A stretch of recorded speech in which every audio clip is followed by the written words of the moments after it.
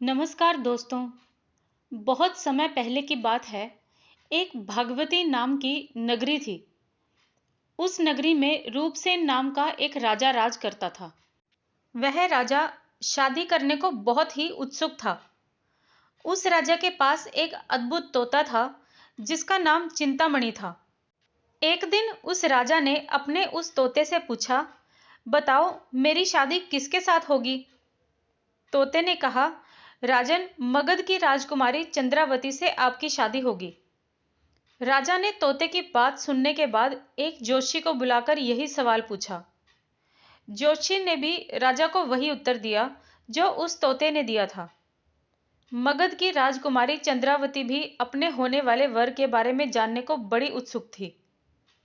राजकुमारी चंद्रावती ने एक अद्भुत मैना पाल रखी थी जिसका नाम था मंजरी। राजकुमारी ने अपनी मैना मंजरी से पूछा, मुझे ये बताओ मेरा विवाह किसके साथ होगा। मैना ने भी राजकुमारी को राजा रूपसेन से शादी होने की बात बताई। इतना सुनने के बाद दोनों नगरों की तरफ से शादी का निमंत्रण एक दूसरे को भेजा गया, जो स्वीकार भी हो गया। इस तरह राजा रूपसेन और राजकुमारी की शादी हो गई। शादी होने के बाद रानी अपने साथ मैना को भी लेकर आई। राजा ने अपने तोते से मंजरी मैना की शादी करवा दी और दोनों को एक ही पिंजरे में डाल दिया। एक दिन किसी बात को लेकर मैना और तोते के बीच बहुत बहस होने लगी।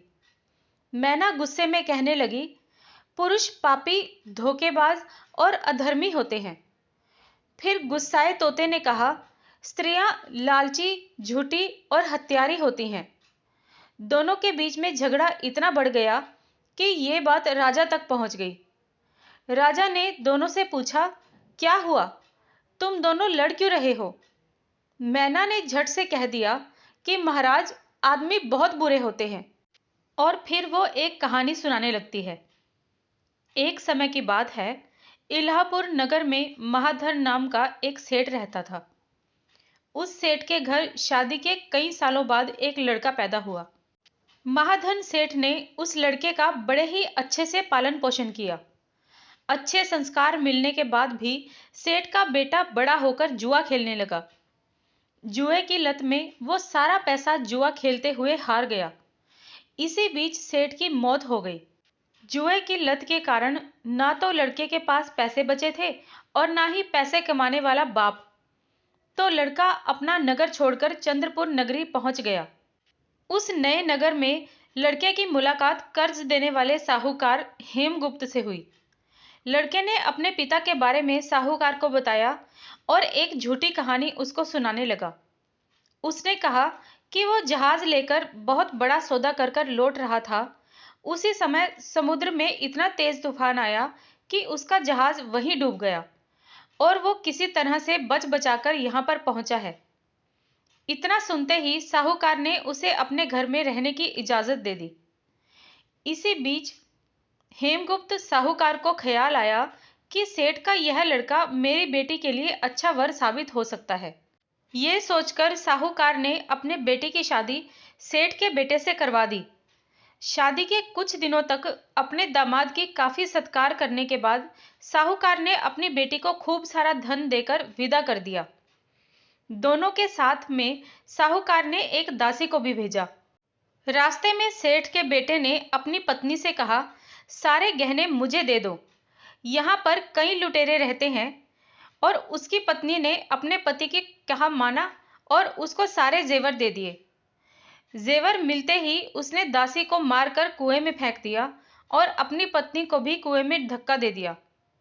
लड़की जोर जोर से रोने लगी और उसकी आवाज सुनकर एक राहगीर ने उस लड़की को कुएं से बाहर निकाला। कुएं से बाहर निकलते ही वो अपने पिता के पास चली गई। उसने अपने साहूकार पिता को सच्चाई नहीं बताई। उसने कहा, कुछ लुटेरों ने उन्हें लूट लिया और दासी को मार दिया। साहूकार ने अपनी बेटी को दिलासा देते हुए कहा, चिंता मत करो, तुम्हारा पति अभी जिंदा होगा और वो कभी ना कभी जरूर लौट कर आएगा। उधर सेठ का बेटा अपने नगर पहुंचकर दोबारा सारे पैसे और जेवरात जुए में हार जाता है। पैसे खत्म होने के कारण उसकी हालत बहुत बुरी हो जाती है। इससे परेशान लड़का दोबारा साहूकार के पास जाता है। वहां पहुंचते ही उसकी मुलाकात उसकी पत्नी से होती है। वो उसे देखकर बहुत खुश होती है और उसे बताती है कि उस दिन जो कुछ भी हुआ उसने अपने पिता को नहीं बताया है। वो उस झूठी कहानी के बारे में अपने पति को बताती है जो उसने अपने पिता को बताई थी। जैसे ही साहूकार ने अपने दामाद को घर में देखा तो उसने उसका अच्छा स्वागत किया। कुछ दिन साहूकार के घर में रहने के बाद एक रात को मौका पाकर सेठ का बेटा अपनी पत्नी को मारकर उसके सारे जेवरात लेकर फरार हो जाता है। ये कहानी बताने के बाद मैना कहती है, महाराज, ये सब होते हुए मैंने खुद अपनी आंखों से देखा है। यही वजह है कि मैं आदमियों को पापी कहती हूँ। मैना की कहानी सुनने के बाद राजा तोते से कहता है कि अब तुम बताओ, स्त्रियों को बुरा क्यों कह रहे थे। ये सुनते ही तोता भी कहानी सुनाने लग जाता है।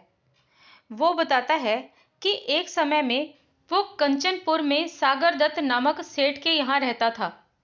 उसके बेटे का नाम श्रीदत्त था, जिसकी शादी पास ही के नगर विजयपुर के सेठ सोमदत्त की बेटी से हुई थी।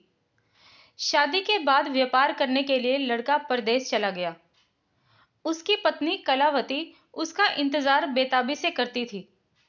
लेकिन 12 साल गुजर गए पर वो परदेश से लौटकर नहीं आया। अपने पति का इंतजार करते हुए एक दिन कलावती अपनी छत से एक पुरुष को आते हुए देखती है। वो उसे बहुत पसंद आ जाता है। वो उसको अपनी सहेली के घर बुलाती है। वो उससे बात करती है और उससे रोज अपनी सहेली के घर मिलने को कहती है। अब श्रीदत्त की पत्नी कलावती उस युवक से रोज मिलने लगी। ऐसा होते होते कुछ महीने बीत गए। इसी बीच एक दिन कलावती का पति श्रीदत्त परदेश से लौट आता है। कलावती अपने पति को देखकर परेशान हो जाती है। थका हारा श्रीदत्त आराम करने के लिए बिस्तर पर लेटते ही एकदम सो जाता है। मौका देखते ही उसकी पत्नी उस युवक से मिलने के लिए अपनी सहेली के घर चली जाती है।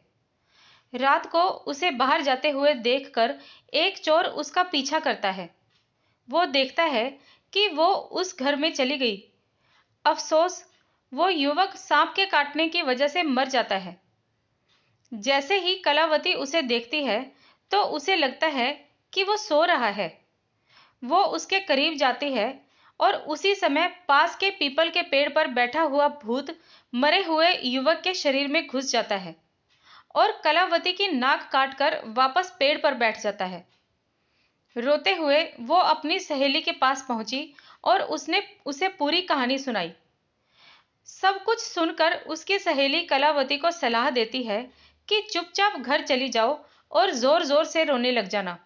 जैसे ही कोई तुमसे तुम्हारे नाक के बारे में पूछे तो कह देना कि तुम्हारे पति ने नाक काट दी। वो ऐसा ही करती है। लड़की का पिता श्रीदत्त की शिकायत राजा से करता है। इसके बाद सभा में सभी पेश होते हैं। जैसे ही राजा लड़की की कटी हुई नाक देखता है तो गुस्से में उसके पति को सूली पर लटकाने का फैसला सुना देता है। उस सभा में वो चोर भी मौजूद होता है जिसने श्रीदत्त की पत्नी को रात में घर से बाहर जाते हुए और अन्य चीजों को देखा था। राजा द्वारा सुनाई गई सजा को सुनते ही चोर बहुत दुखी हो जाता है। वो किसी तरह से हिम्मत करके राजा को सारी कहानी बता देता है।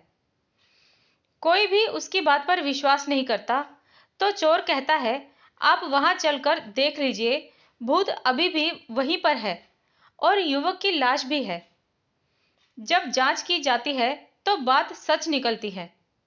ये बात बताकर तोता कहता है, राजन, महिलाएं इतनी दुष्ट होती हैं। इसके बाद दोनों तोता और मैना राजा से पूछते हैं कि राजा बताइए, महिला और पुरुष में से ज्यादा पापी कौन हुआ। राजा कुछ देर सोचकर बताते हैं, महिला ज्यादा पापी है।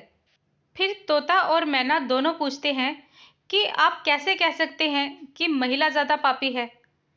तो राजा ने जवाब दिया कि विवाहित होने के बावजूद भी महिला की पर पुरुष पर नजर थी और उसने अपने पति को धोखा दिया, इसीलिए वो महिला ही ज्यादा बड़ी पापी हुई। दोस्तों, आज की ये कहानी आपको कैसी लगी, मुझे कमेंट बॉक्स में ज़रूर बताएं। मेरे इस चैनल को सब्सक्राइब करें, इस वीडियो को लाइक करें और अपने फ्रेंड्स और फैमिली के साथ इस वीडियो को शेयर भी करें। तो मिलते हैं किसी और कहानी के साथ इसी चैनल पर। तब तक के लिए धन्यवाद।